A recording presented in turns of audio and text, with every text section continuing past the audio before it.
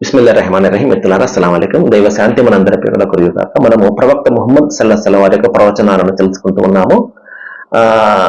అవసరం లేకపోయినప్పటికీ ఇతరుల ముందు చెయ్యి చాచడము, అప్పులు పాలవ్వడము ఇత్యాది విషయాలకు సంబంధించినటువంటి ప్రవచనాలను ఈ మధ్యన మనం తెలుసుకుంటున్నాము. అటువంటి కోవకు చెందింది ఒకటి 533వ ప్రవచనము.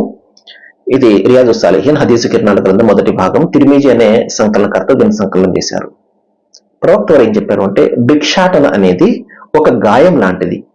మనిషి భిక్షాటన చేసుకుంటూ తన ముఖాన్ని తానే గాయపరుచుకుంటూ ఉంటాడు. అయితే తన హక్కు ఇవ్వమని అధికారిని అడగడము లేదా గత్యంతరం లేని పరిస్థితుల్లో ఇతరుల ముందు చేయి చాచడము ఇది ఈ కోవకు చెందింది కాదు అన్నారు మహాప్రవక్త ముహమ్మద్ సల్లల్లాహు అలైహి వసల్లం. కాబట్టి మహాశిలారా, ప్రతిదానికి ఒక ఎగ్జంప్షన్ ఉంటుంది. కాబట్టి మనం ఎగ్జంప్షన్ గురించి కాదు, అసలు వాస్తవంగా ఆలోచన చేయాలి. ఏంటి వాస్తవంగా? భిక్షాటన చేయడము. భిక్షాటన ఎందుకు? సహజంగా సోమరిపోతులు పనిచేసి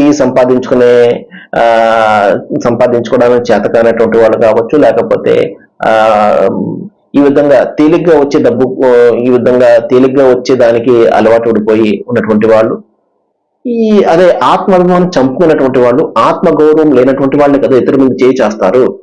నేను అప్పుడప్పుడు చాలా మందిని చూస్తూ ఉంటాం. వారు చూడడానికి చాలా బాగుంటారు, శారీరకంగా ఏ లోపం కూడా ఉండదు, చాలా బలంగా ఉంటారు, మనకంటే కూడా బలంగా ఉంటారు, అయినప్పటికీ ఇతరుల ముందు చేయి చేస్తూ ఉంటారు. అటువంటి వారి గురించి ఇక్కడ ప్రవక్త వారు ఏం చెప్తున్నారు అంటే, అది తనకు తాను చేసుకునే గాయం లాంటిది అన్నారు.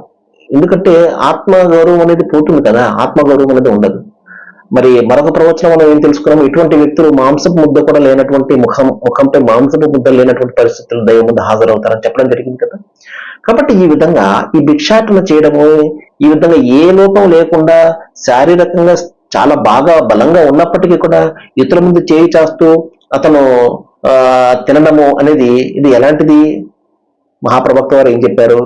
అది తనను తాను చేసుకుని గాయం లాంటిదే అని చెప్పడం జరిగింది. అయితే తన హక్కు ఇవ్వమని చెప్పేసి ఒకరిని అడగడము, తన హక్కు అది. ఉదాహరణకి అతను సంపాదించిన ధనంలో నాకు హక్కు ఉన్నది, ఆ హక్కుని గురించి అడగడము ఇది ఈ విధంగా రాదు. అదేవిధంగా చాలా గత్యంతరం లేని పరిస్థితి ఉంది, నిజంగా అతను సంపాదించుకునే పరిస్థితి లేదు, లేకపోతే మరొకటి ఏదో ఒక విధంగా అతనిలో ఉన్నటువంటి ఆ లోపం కావచ్చు, మరొకటి కావచ్చు, దానికి సంబంధించి ఇతరుల మీద చేయి చాచడం అంటే అది దానికి ఎగ్జంప్షన్ ఉంది.